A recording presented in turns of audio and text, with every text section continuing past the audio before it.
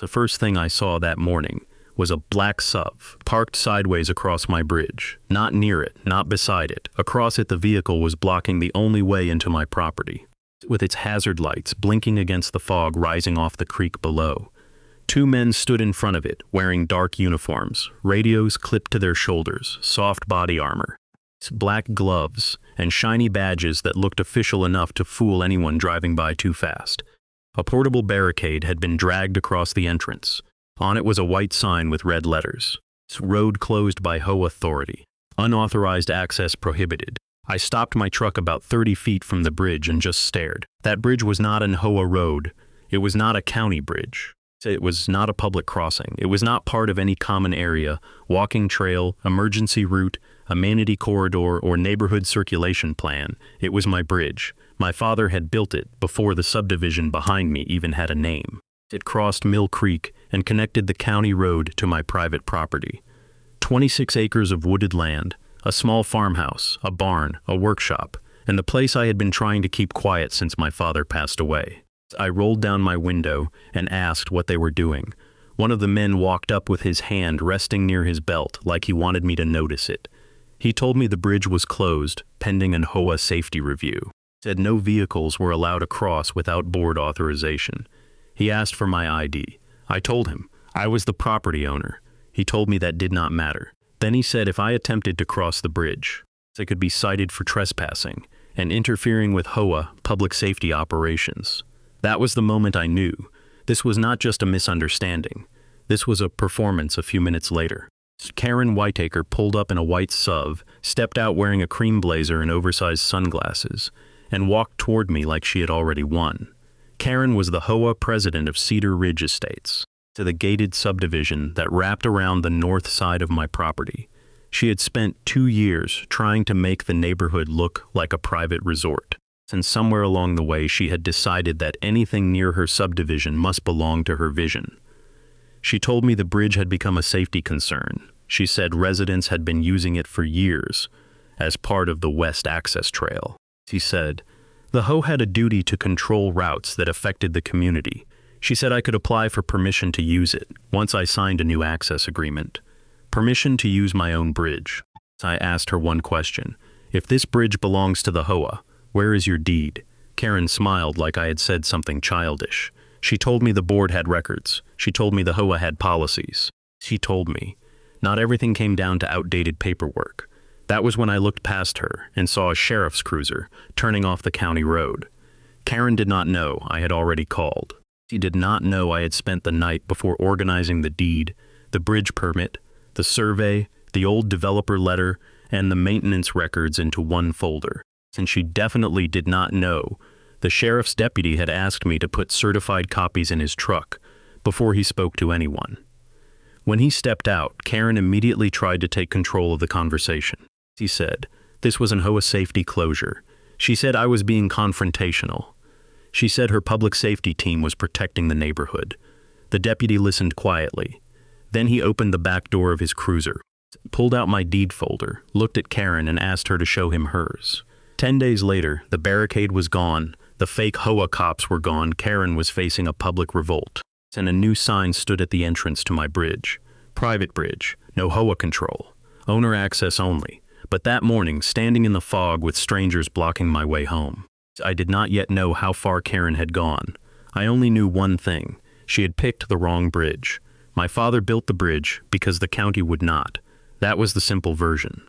The longer version was that Mill Creek split our property from the county road, and for years the only way across was an old low-water crossing that turned dangerous after heavy rain. See, when the creek rose, the crossing disappeared.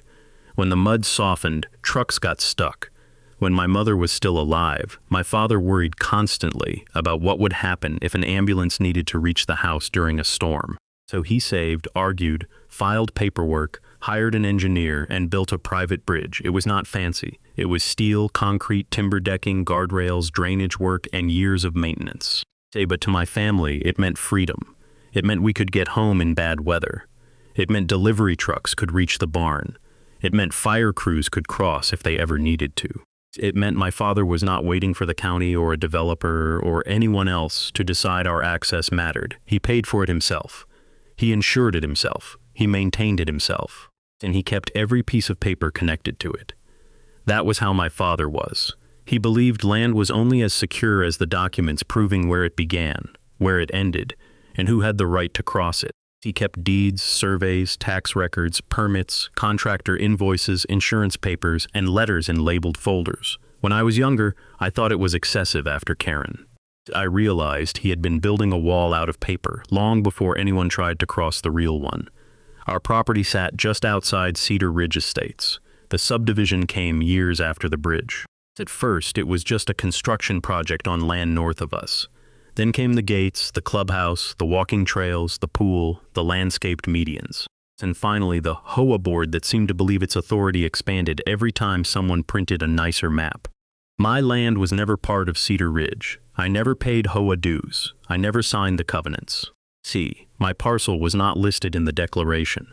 The bridge was not dedicated to public use. There was no recorded easement giving residents access across it.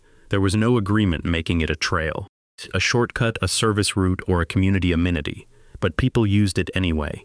At first, it was occasional. A resident walking a dog, a teenager on a bike, a landscaping truck that missed a turn. I did not love it, but I was not looking for conflict. I posted private property signs, replaced one that disappeared, and installed a camera near the bridge entrance after someone left beer cans by the creek. Most people backed off when they realized it was private. Karen did not. When she became HOA president, Cedar Ridge changed fast.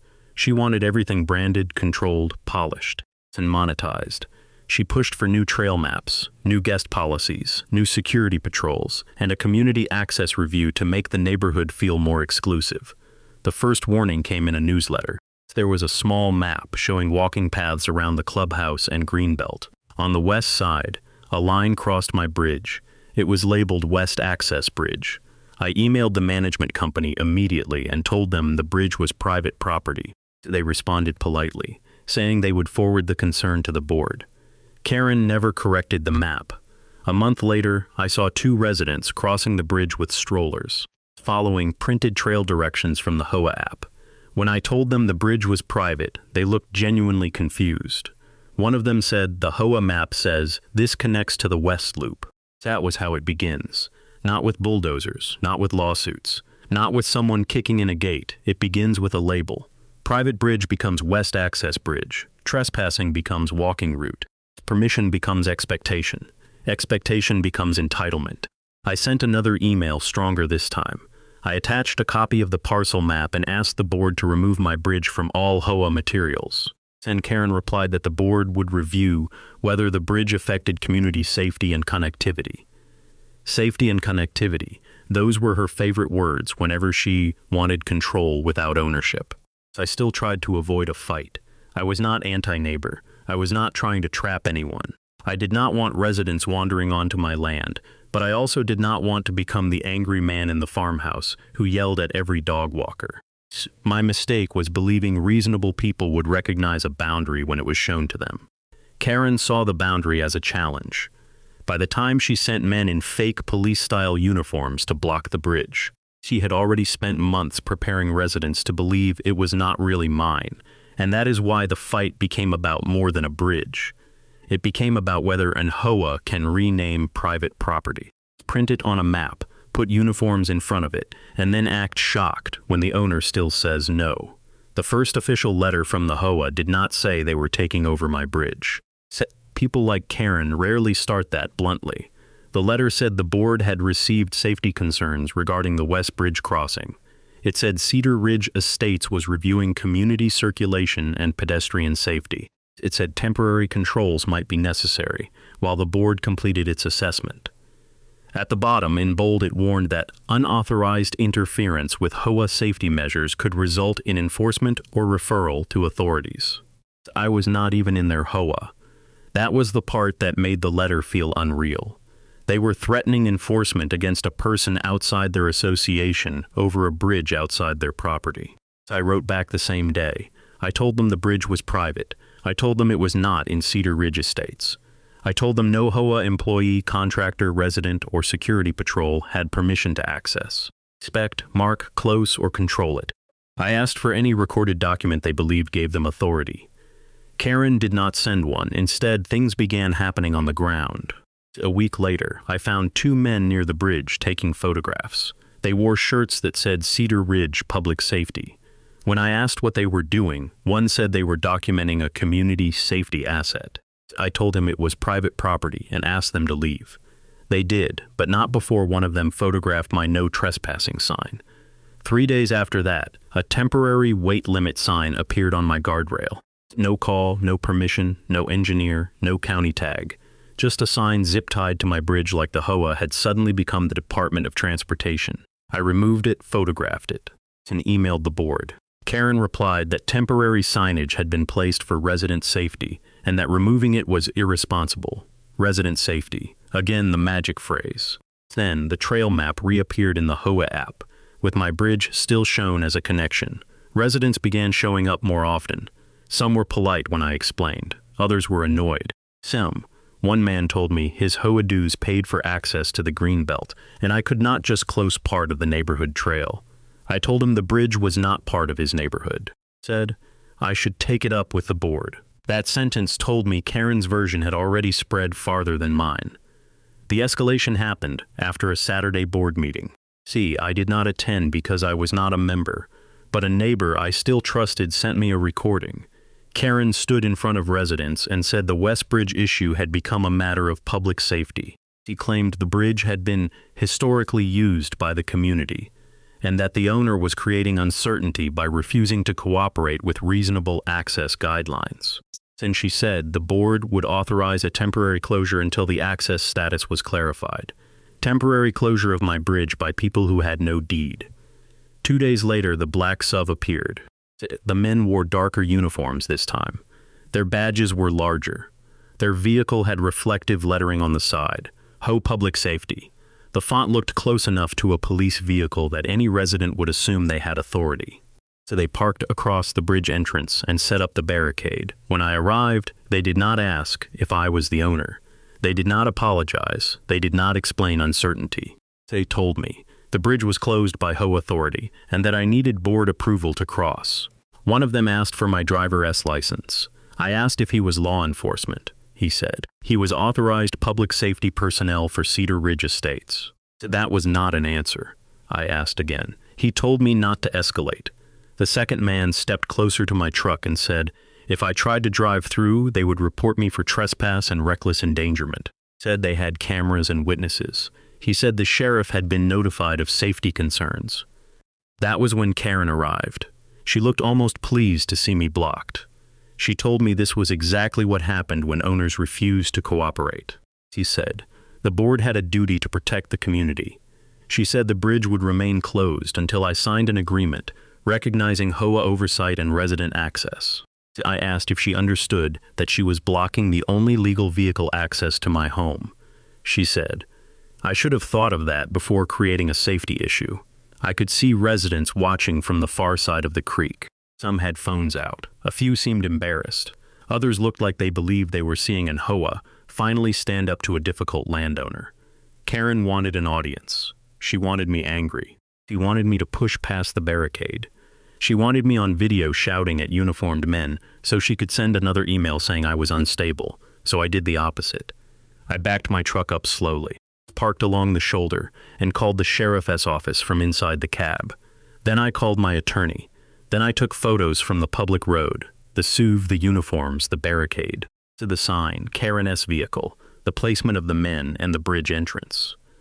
Karen walked over and said documenting security operations was harassment.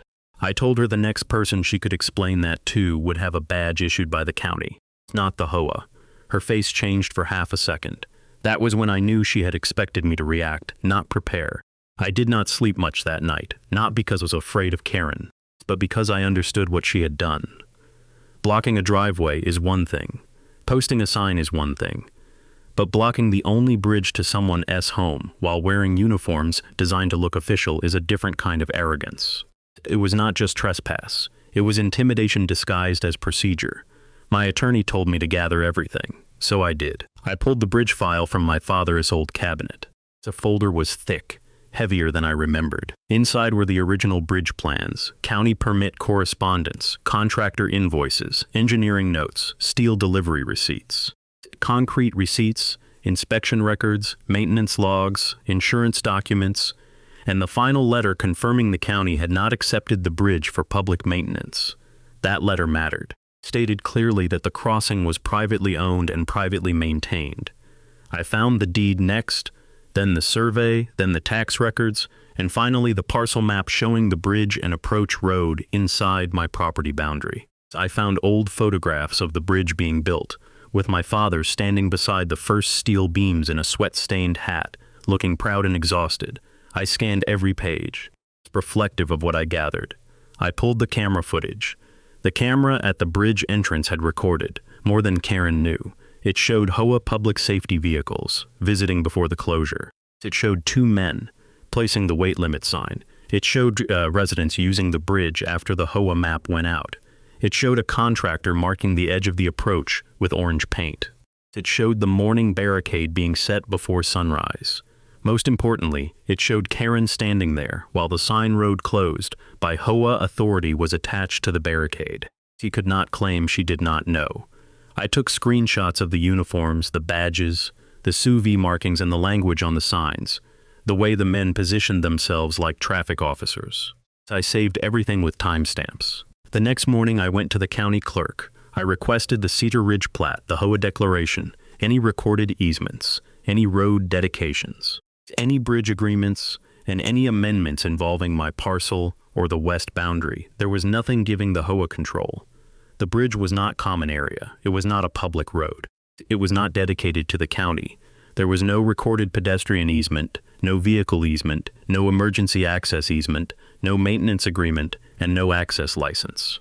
And no document allowing Cedar Ridge residents to use it as part of a trail. Then I asked about the original developer. That search found something my father had saved, but I had not thought about in years. A letter from the developer to my father from the early days of Cedar Ridge. The developer had requested permission to discuss possible future access across the bridge.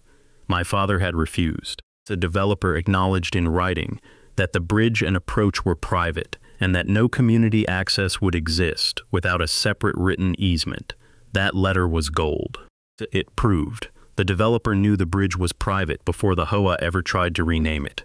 My attorney reviewed the documents and said Karen had exposed the HOA on several fronts. First, trespass and interference with access. They had entered my land and blocked my bridge. Second, unauthorized signage and control of private property. They had placed official-looking signs and barricades without authority. Third, false implication of law enforcement authority. Whether it rose to impersonation would depend on state law and the details, but the uniforms, badges, vehicle markings, and language were enough to worry any competent HOA attorney. Fourth, possible harassment and coercion. They were trying to force me to sign an access agreement by cutting off access to my home. Fifth, liability. If emergency services needed to reach my property and HOA security blocked the bridge, the consequences could be severe. My attorney sent a demand letter that afternoon. It required the HOA to remove all barricades, signage, personnel, and markings from my bridge immediately. It demanded written confirmation that the HOA had no ownership, easement, or control rights. It required the preservation of all records related to the public safety team, board discussions, trail maps, bridge closure, and communications with residents. It also warned them not to destroy body camera footage, if they had any, and not to misrepresent security personnel as law enforcement. See, Karen replied through the management company with one sentence that told us she was not ready to back down. The HOA would maintain temporary safety controls until the access issue was resolved. My attorney read that and said, "Good, now they have admitted it in writing." The sheriff's office called later that day. A deputy had reviewed the basic information and wanted to meet at the bridge with documentation available. I told him I had certified copies ready. He paused and said, "Bring the originals if you can and put a copy in my truck before I talk to them." That was when I understood the next confrontation would not be Karen versus me. It would be Karen versus the record. Karen's entire argument depended on making the bridge feel public without proving it was public. She used words like safety, access, history, community, continuity, and review. She called the bridge a route, a crossing, a connection, a corridor, anything except what it was: private property. My attorney broke the case down into facts so simple they were almost boring. The deed showed my parcel. The survey showed the bridge on my parcel. The county records showed no public dedication. The HOA declaration did not include my bridge. The plat did not show an easement. The developer letter confirmed no community access had ever been granted. The maintenance records showed my family paid for repairs. The insurance policy named me, not the HOA. The camera footage showed HOA personnel entering, posting signs, and blocking access. Karen had nothing comparable. She had board minutes, a newsletter map, a safety policy the HOA wrote for itself, photos of residents using the bridge, and statements that it had been used for years. But use is not ownership. A map is not an easement. A policy is not a deed. And a private security uniform is not a badge. The legal issue that worried Karen S. attorney most was not even the bridge ownership. That part was bad enough. It was the behavior of the so-called HOA public safety team. They had used official-sounding language. They had demanded ID. They had threatened trespass consequences. They had blocked a private access route. Their vehicle markings looked close enough to law enforcement to confuse residents. Their sign claimed closure by HOA authority, as if such authority existed over my land. My attorney said even if they avoided an impersonation charge, they had created a serious civil liability problem. Karen made it worse. She sent a neighborhood email accusing me of refusing to cooperate with a safety closure involving unsafe private infrastructure. My attorney almost laughed when he saw it. Unsafe private infrastructure. Karen had just admitted in writing that the bridge was private. She meant to scare residents. Instead, she gave us language, showing the HOA knew it was interfering with private property while claiming control over it. The sheriff's visit was scheduled for the next morning. Before we met, my attorney gave me clear instructions. Do not argue with security. Do not touch the barricade, and do not accuse anyone of crimes on camera. To let the deputy ask questions. Let Karen talk. People like Karen often hurt themselves most when they think they are explaining. He was right when the sheriff's cruiser pulled up.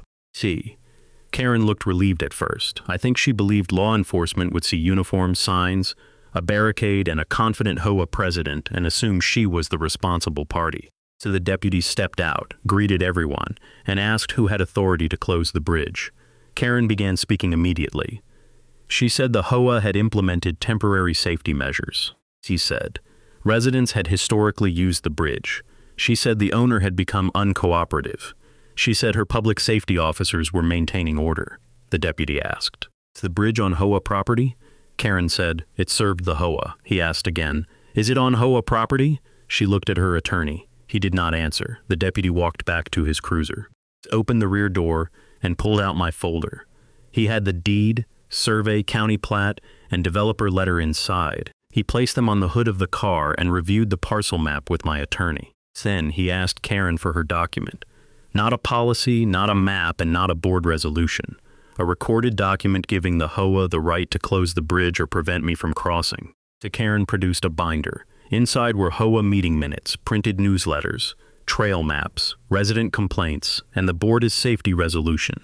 The deputy looked through them and said, "I don't see a deed or easement here," Karen said. The board believed the bridge had become part of community access through long-standing use, the deputy said. That sounded like something for a civil court. It's not a reason for private security to block a property owner from his own bridge. That was the moment the fake authority drained out of the scene. The men in uniform stopped standing so tall. Karen stopped smiling. Residents watching from the far side stopped recording like they were witnessing an HOA victory and started recording like they were watching the board get exposed. The deputy turned to the security men and asked if they were sworn law enforcement officers. They said no. He asked if they had authority from the county to close a private bridge. No. He asked if they had a court order. No. He asked if they had understood that continuing to block access could create legal problems beyond an HOA policy dispute. They understood. Karen tried one more time. She said the bridge might be unsafe and the HOA had a responsibility to protect residents. The deputy said if the HOA believed the bridge was unsafe, it could report concerns to the county. It could not unilaterally seize control of private property and block the owner. Then he pointed at the barricade. Move it. The sound of that barricade scraping away from my bridge was one of the most satisfying sounds I have ever heard. Not because it was loud, but because it was final. The two HOA public safety men moved it without looking at Karen. See, one folded the sign down, the other backed the SUV away from the bridge entrance. The sheriff's deputy stood there watching, calm and silent, while Karen's entire show of power came apart piece by piece. Then he told me I could cross. I got back into my truck, drove slowly past the place where the barricade had been, and rolled across my father's bridge for the first time in 2 days. I reached my own driveway, without asking permission from people who had none to give. But the situation did not end at the bridge. The deputy filed an incident report. My attorney sent it to the HOA's lawyer. The county planning office confirmed in writing that the bridge was not a public crossing, and that no recorded HOA access easement appeared in the county records. Code enforcement opened a review of unauthorized signage and activity near the bridge approach. The HOA attorney suddenly became much more careful. Karen did not. She called an emergency meeting and tried to frame the sheriff's action as a temporary misunderstanding. She said the HOA was still evaluating its legal options. She said the board would continue protecting residents from unsafe access conditions. She said, I had forced law enforcement into a private matter. Residents were not as easy to control this time. Some had watched the deputy make her move the barricade. Others had seen the documents. A few had looked up the county records themselves. The mood had shifted from outrage at me to fear of liability. At the meeting, one resident asked whether the HOA had ever had a recorded easement. It's me. Karen said the matter was under review. The resident asked again. The HOA attorney stepped in and said the association was not currently in possession of a recorded easement. The room erupted. Another resident asked why the bridge was on the HOA trail map. Someone else asked why public safety officers were demanding ID from people on private property. A retired police officer who lived in the subdivision stood up and said the uniforms and vehicle markings were inappropriate and created confusion with real law enforcement. That comment hit hard. Because many residents had assumed HOA public safety meant something official. They had followed instructions because the men looked like officers, sounded like officers, and drove a vehicle designed to look like an enforcement vehicle. Now they realized those men were private security acting under HOA direction. My attorney then presented the developer letter. The original developer had acknowledged the bridge was private and that no community access existed without a separate written easement. That letter destroyed Karen's claim that the bridge had always been intended for neighborhood use. A board member tried to blame old management. Another blamed outdated maps. Karen blamed my refusal to cooperate. But the documents showed the same thing every time. They knew they did not own it. They wanted control anyway. The HOA's insurance carrier became involved. After receiving the sheriff's report and demand letter, they requested all communications related to the bridge. The public safety team, the closure decision, trail maps, resident notices, and the legal review. That request scared the board because it forced them to preserve the entire timeline. The timeline was ugly. I warned them. They ignored it. I provided documentation. They escalated. They placed signs. They sent uniformed personnel. They blocked the bridge. They demanded an access agreement. And they called it safety. Then, the sheriff made them move. The county later advised that if the HOA had genuine safety concerns, it could submit them through proper channels, but it had no authority to regulate or close a private bridge outside its property. The sheriff's office also made clear that any future attempt by HOA security to detain, threaten, or block me from accessing my property could result in immediate consequences. That was the language Karen could not spin. Immediate consequences. The board began turning on her. Quietly, at first, then openly. One board member admitted he had never seen a deed or easement before voting on the safety closure. Another said Karen had assured them the bridge was part of a long-standing access corridor. A third said he thought public safety had actual enforcement authority. The management company tried to distance itself, claiming Karen and the board had directed the action. The security contractor claimed it had followed HOA instructions and believed the board had authority over the site. Everyone started stepping away from Karen, And Karen, who had once stood at my bridge with fake cops and a closure sign, suddenly had no one eager to stand beside her. The settlement did not make Karen apologize. People like Karen rarely apologize when they are wrong. They negotiate when the cost of denial becomes too high. So the HOA agreed to remove all maps, newsletters, app routes, and internal documents describing my bridge as a community access route. They agreed to send residents a written correction stating that the bridge was private property and not under HOA control. They agreed to reimburse my attorney fees, filing costs, survey update, signage replacement, and the cost of inspecting the bridge after the barricade and security activity. They agreed to pay for the restoration of the approach area where their contractor had marked and disturbed the edge of the road. They agreed that no HOA employee, board member, contractor, resident group, or security personnel would enter, inspect, close, mark, patrol, or use the bridge without written permission from me, except in a true emergency. They also had to change their public safety program. No more police-style vehicle markings. No more badges designed to resemble law enforcement. No more language suggesting HOA security had public authority. No more demands for outside HOA property. And no more road closure signs on land the association did not own. The security contractor lost its contract. The management company received a formal reprimand from the new board, and Karen lost her presidency. That meeting was the only one I attended in person. I stood in the back, not because I needed to speak, but because I wanted to hear the residents say out loud what they had spent months avoiding. They asked why Karen had risked the association's finances over a bridge she did not own. They asked why she had ignored the deed. They asked why security was allowed to behave like law enforcement. They asked how many other HOA maps included property that was not actually theirs. Karen tried to defend herself by saying she acted for safety. A resident replied that safety did not require lying about ownership. That was the moment the room turned completely. The vote removed her from the president's seat.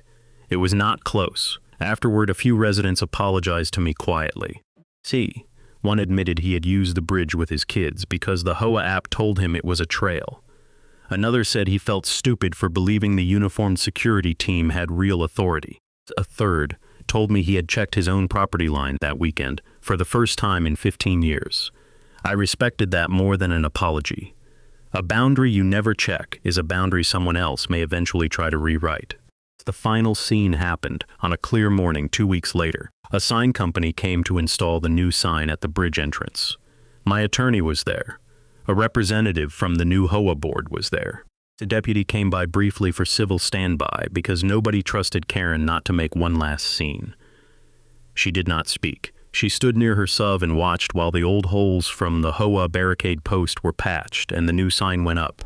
Private bridge, no HOA control. Owner access only, no trespassing.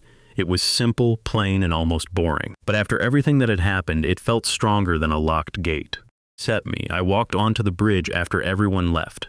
The creek was low that day, moving slowly over the rocks beneath the steel beams. I put one hand on the guardrail and thought about my father hauling paperwork between county offices, arguing over permits, paying contractors, and building something the county would not build for him. He did not build that bridge so an HOA president could rename it. He built it so his family could get home. That was what Karen never understood. A bridge can connect land, but it can also mark a line. It can tell people where permission begins and where entitlement ends. I did not win because I shouted louder than Karen. I did not win because I fought the fake HOA cops in the road. I did not win because I blocked residents or tried to scare anyone. I won because I kept the deed because my father kept the bridge records. Because the survey matched the truth. Because the camera caught the signs. Because my attorney knew when to send notice. And because the sheriff asked the only question that mattered. Show me the deed. An HOA can print maps. It can hire security. It can write policies. It can send emails full of words like safety and community and access. It can even put a barricade in front of something it does not own. But none of that turns private property into HOA property. Not without a deed, not without an easement, and not without permission. So if you have ever dealt with an HOA security patrol, neighbor, or board member who thought a uniform and a sign gave them power over your driveway, road, bridge, or land, share this story with someone who needs the reminder. Leave your thoughts. Save the video and subscribe for more stories where paperwork, patience, and the law make the right people pay. Because a house does not stop being yours when the lights are off. And no HOA gets to move family into your future while pretending it is community safety.